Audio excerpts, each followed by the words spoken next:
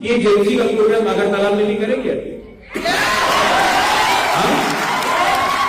और अपना त्रिपुरा का आदेश किया होगा, एक बाहर से किसी को लाता है? हाँ? आपका एग्जाम कौन बनाए होगा? कॉलेज एग्जाम तो होगा। तो चलो मैं अगले कल मैं आपसे मिलता हूं और एक बड़ा प्रोग्राम करता हूं।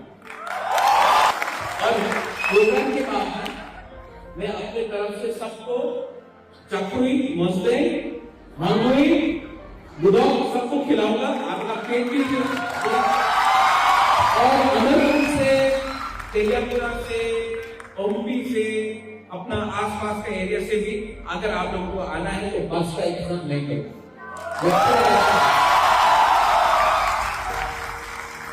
लेकिन एक जेएनसी भी अगरतला में करना चाहिए, पूरा दिखाना भी है ना।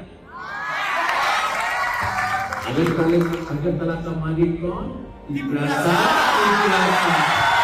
अगरतला का मालिक कौन? मैं फाइनल करता हूं। चलो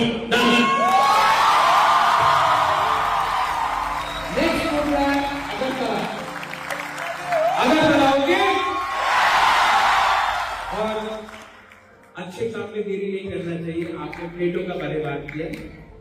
Democracy is not as important as love. Love will always win.